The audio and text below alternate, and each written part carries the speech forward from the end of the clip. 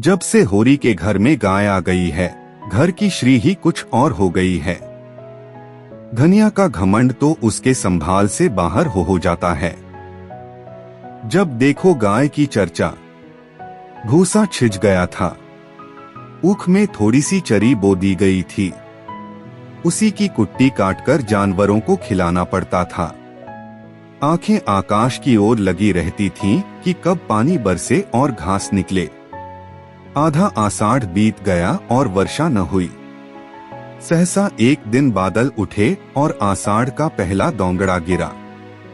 किसान खरीफ बोने के लिए हल ले लेकर निकले कि राय साहब के कारकुन ने कहला भेजा, जब तक बाकी न चुक जाएगी किसी को खेत में हल न ले जाने दिया जाएगा।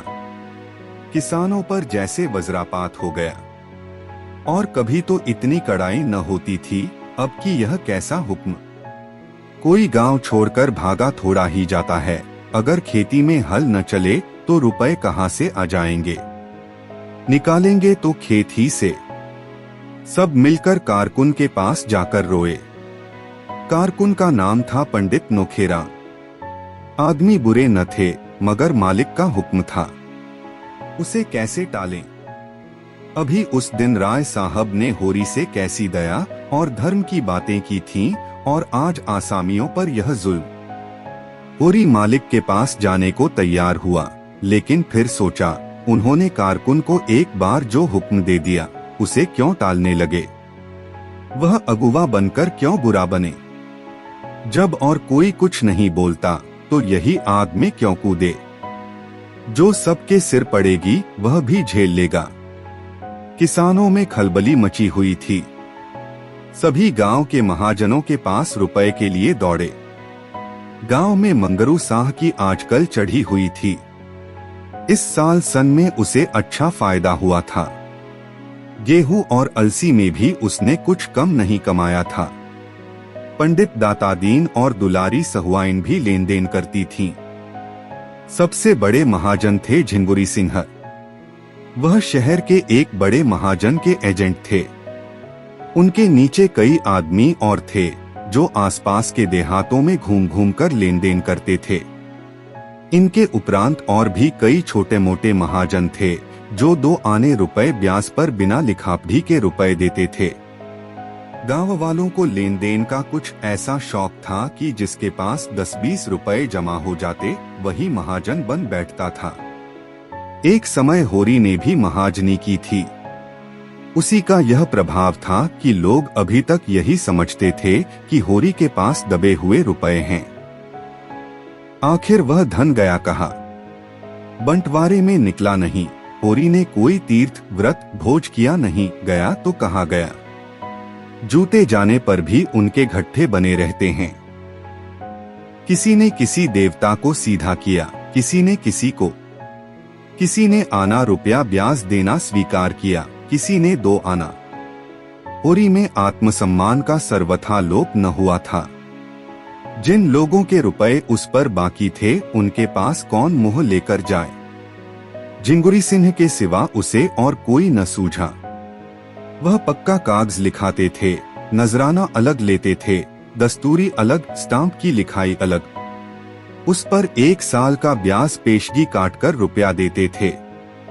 25 रुपए का कागज लिखा तो मुश्किल से 17 रुपए हाथ लगते थे, मगर इस गाढ़े समय में और क्या किया जाए। राय साहब की जबरदस्ती है, नहीं इस समय किसी के सामने क्यों हाथ फैलाना पड़ता। झिंगुरी सिंह बैठे दातून कर रहे थे। नाटे मोटे, खलवाट, काले, लंबी नाक और बड़ी बड़ी मूंछों वाले आदमी थे, बिल्कुल विदूषक जैसे। और थे भी बड़े हंसोड़। इस गांव को अपनी ससुराल बनाकर मदों से साले या ससुर और औरतों से साली या सलहज का नाता जोड़ लिया था। रास्ते में लड़के उन्हें चिढ़ाते, पंडित जी पाल लगी। और झिंगुरी सिंह उन्हें चटपट आशीर्वाद देते। तुम्हारी आंखें फूटे, घुटना टूटे, मिर्गी आए, घर में आग लग जाए आदि। लड़के इस आशीर्वाद से कभी न अघाते थे, मगर लेन देन में बड़े कठोर थे। सूद की 1 पाई न छोड़ते थे और वादे पर बिना रुपए लिए द्वार से न टलते थे। होरी ने सलाम करके अपनी विपत्तिकथा सुनाई। झिंगुरी सिंह ने मुस्कुराकर कहा, वह सब पुराना रुपया क्या कर डाला? पुराने रुपए होते ठाकुर तो महाजनी से अपना गला न छुड़ा लेता कि सूद भरते किसी को अच्छा लगता है। गड़े रुपए न निकले चाहे सूद कितना ही देना पड़े। तुम लोगों की यही नीति है। कहाँ के गड़े रुपए बाबू साहब, खाने को तो होता नहीं। लड़का जवान हो गया, ब्याह का कहीं ठिकाना नहीं। बड़ी लड़की भी ब्याहने जोग हो गई। रुपए होते तो किस दिन के लिए गाड़ रखते। झिंगुरी सिंह ने जब से उसके द्वार पर गाय देखी थी, उस पर दांत लगाए हुए गाय का डीडौल और गठन कह रहा था कि उसमें 5 सेर से कम दूध नहीं है। मन में सोच लिया था, होरी को किसी अर्दब में डालकर गाय को उड़ा लेना चाहिए। आज वह अवसर आ गया। बोले, अच्छा भाई, तुम्हारे पास कुछ नहीं है। अब राजी हुए। जितने रुपए चाहो ले जाओ, लेकिन तुम्हारे भले के लिए कहते हैं, कुछ गहने गांठे हो तो गिरो रखकर रुपए ले लो। इस्ताम लिखोगे तो सूद बढ़ेगा और झमेले में पड़ जाओगे। होरी ने कसम खाई कि घर में गहने के नाम कच्चा सूत भी नहीं है। धनिया के हाथों में कड़े हैं, वह भी गिलट के। झिंगुरी सिंह ने सहानुभूति का रंग मुंह पर पोत कर कहा, तो एक बात करो, यह नई गाय जो लाए हो इसे हमारे हाथ बेच दो। सूद इस्ताम सब झगड़ों से बच जाओ। 4 आदमी जो दाम कहें वह हमसे ले लो। हम जानते हैं तुम उसे अपने शौक से लाए हो और बेचना नहीं चाहते, लेकिन यह संकट तो टालना ही पड़ेगा। होरी पहले तो इस प्रस्ताव पर हंसा, उस पर शांत मन से विचार भी न करना चाहता था, लेकिन ठाकुर ने ऊंच नीच सुझाया। महाजनी के हथकंडों का ऐसा भीषण रूप दिखाया कि उसके मन में भी यह बात बैठ गई। ठाकुर ठीक ही तो कहते हैं, जब हाथ में रुपए आ जाए गाय ले लेना। 30 रुपए का कागज लिखने पर कहीं 25 रुपए मिलेंगे और 3-4 साल तक न दिए गए तो पूरे 100 हो जाएंगे। पहले का अनुभव यही बता रहा था कि कर्ज वह मेहमान है जो एक बार आकर जाने का नाम नहीं लेता। बोला, मैं घर जाकर सबसे सलाह कर लूं तो बताऊं। सलाह नहीं करना है, उनसे कह देना है कि रुपए उधार लेने में अपनी बबार्दी के सिवा और कुछ नहीं। मैं समझ रहा हूं ठाकुर, अभी आके जवाब देता हूं। लेकिन घर आकर उसने ज्यों ही वह प्रस्ताव किया कि कुहराम मच गया। धनिया तो कम चिल्लाई, दोनों लड़कियों ने तो दुनिया सिर पर उठा ली। नहीं देते अपनी गाय, रुपए जहां से चाहो लाओ। सोना ने तो यहाँ तक कह डाला, इससे तो कहीं अच्छा है मुझे बेच डालो, गाय से कुछ बेसी ही मिल जाएगा। दोनों लड़कियां सचमुच गाय पर जान देती थीं। रूपा तो उसके गले से लिपट जाती थी और बिना उसे खिलाए और मुंह में न डालती थी। गाय कितने प्यार से उसका हाथ चाटती थी, कितनी स्नेह भरी आंखों से उसे देखती थी। उसका बछड़ा कितना सुंदर होगा। अभी से उसका नामकरण हो गया था मटरू। वह उसे अपने साथ लेकर सोएगी। इस गाय के पीछे दोनों बहनों में कई बार लड़ाइयाँ हो चुकी थीं। सोना कहती मुझे ज्यादा चाहती है, रूपा कहती मुझे। इसका निर्णय अभी तक न हो सका था और दोनों दावे कायम थे। मगर होरी ने आगा पीछा सुझाकर आखिर धनिया को किसी तरह राजी कर लिया। एक मित्र से गाय उधार लेकर बेच देना भी बहुत ही वैसी बात है, लेकिन विपत में तो आदमी का धर्म तक चला जाता है, यह कौन सी बड़ी बात है। ऐसा न हो तो लोग विपत से इतना डरें क्यों। गोबर ने भी विशेष आपत्ति न की। वह आजकल दूसरी ही धुन में मस्त था। यह तय किया गया कि जब दोनों लड़कियां रात को सो जाए तो गाय झिंगुरी सिंह के पास पहुंचा दी जाए। दिन किसी तरह कट गया। सांझ हुई। दोनों लड़कियां 8 बजते बजते खा पी कर सो गईं। गोबर इस करुण दृश्य से भागकर कहीं चला गया था। वह गाय को जाते कैसे देख सकेगा, अपने आंसुओं को कैसे रोक सकेगा। ओरी भी ऊपर ही से कठोर बना हुआ था। मन उसका चंचल था।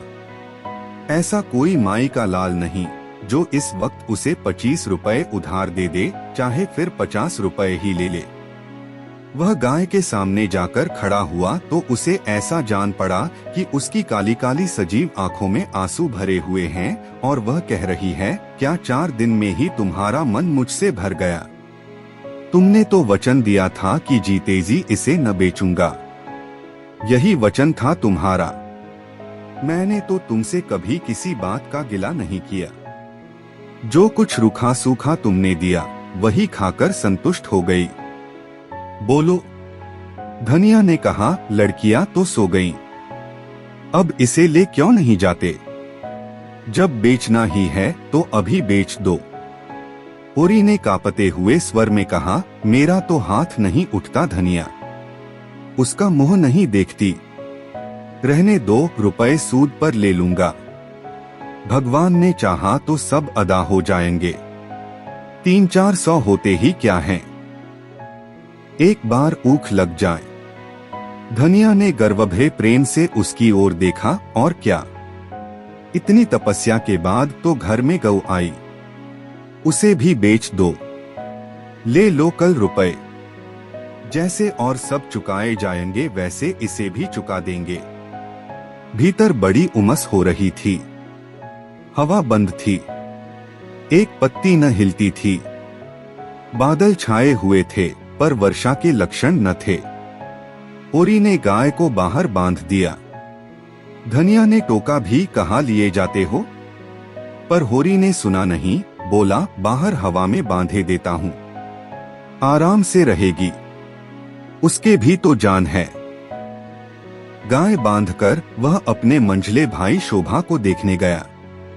शोभा को इधर कई महीने से दमे का आर्जा हो गया था।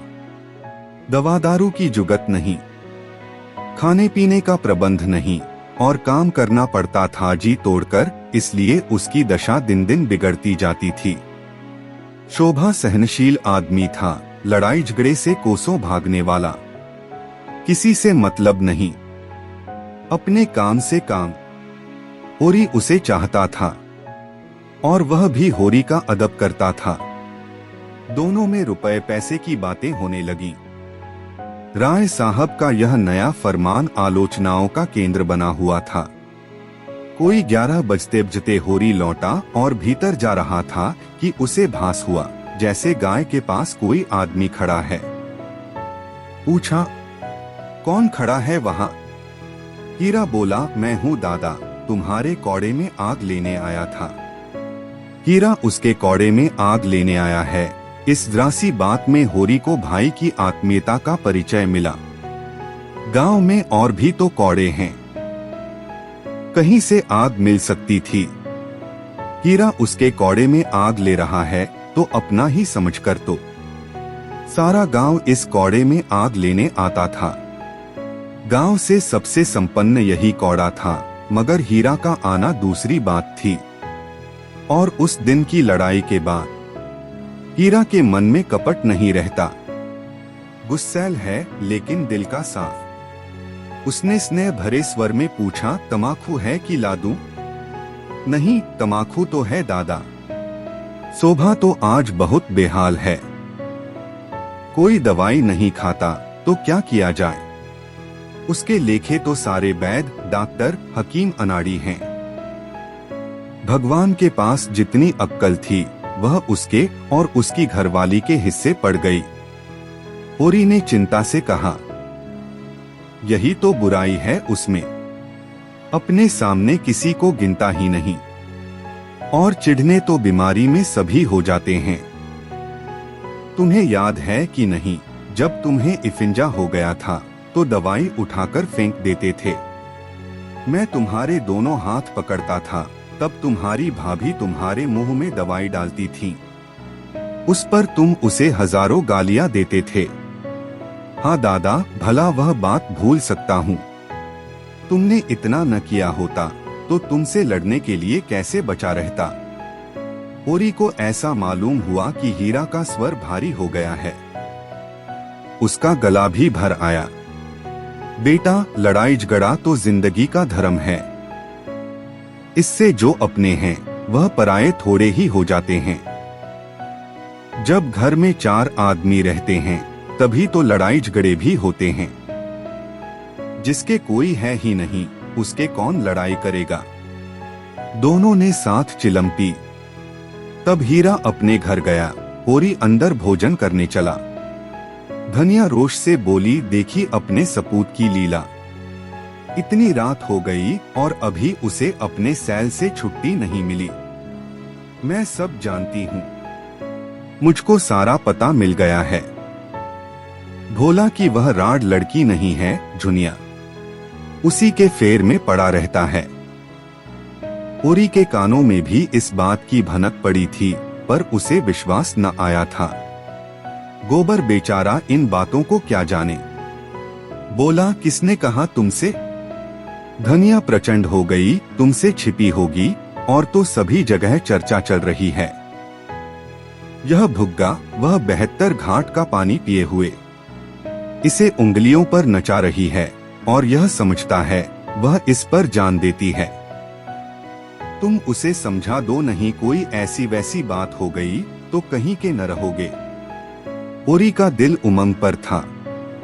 चुहल की सूझी झुनिया देखने सुनने में तो बुरी नहीं है, उसी से कर ले सगाई। ऐसी सस्ती महरिया और कहाँ मिली जाती है। धनिया को यह चुहल तीर सा लगा। झुनिया इस घर में आए तो मुंह झुलस दूराड़ का। गोबर की चहेती है तो उसे लेकर जहां चाहे रहे, और जो गोबर इसी घर में लाए तो यह दोनों लड़कियां किसके गले बांधोगे? फिर बिरादरी में तुम्हें कौन पूछेगा? कोई द्वार पर खड़ा तक तो होगा नहीं। उसे इसकी क्या परवाह। इस तरह नहीं छोड़ूंगी लाला को। मरमर के पाला है और झुनिया आकर राज करेगी। मुंह में आग लगा दूंगी राड़ के। सहसा गोबर आकर घबराई हुई आवाज में बोला, दादा, सुंदरिया को क्या हो गया? क्या काले नाग ने छू लिया? वह तो पड़ी तड़प रही है। होरी चौके में जा चुका था। थाली सामने छोड़कर बाहर निकल आया और बोला, क्या असगुन मुंह से निकालते हो? अभी तो मैं देखे आ रहा हूँ। लेटी थी। तीनों बाहर गए। चिराग लेकर देखा, सुंदरिया के मुंह से फिचकुर निकल रहा था। आंखें पथरा गई थीं, पेट फूल गया था और चारों पांव फैल गए थे। धनिया सिर पीटने लगी।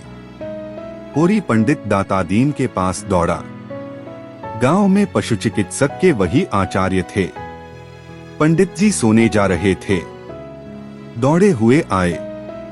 दम के दम में सारा गांव जमा हो गया। गाय को किसी ने कुछ खिला दिया। लक्षण स्पष्ट थे, साफ विष दिया गया है। लेकिन गांव में कौन ऐसा मुद्दई है जिसने विष दिया हो? ऐसी वारदात तो इस गांव में कभी हुई नहीं। लेकिन बाहर का कौन आदमी गांव में आया? होरी की किसी से दुश्मनी भी न थी कि उस पर संदेह किया जाए। हीरा से कुछ कहा सुनी हुई थी, मगर वह भाई भाई का झगड़ा था। सबसे ज्यादा दुखी तो हीरा ही था। धमकियां दे रहा था कि जिसने यह हत्यारों का काम किया है उसे पाए तो खून पी जाए। वह लाख गुस्सैल हो पर इतना नीच काम नहीं कर सकता। आधी रात तक जमघट रहा। सभी होरी के दुहक में दुखी थे और बधिक को गालियां देते थे।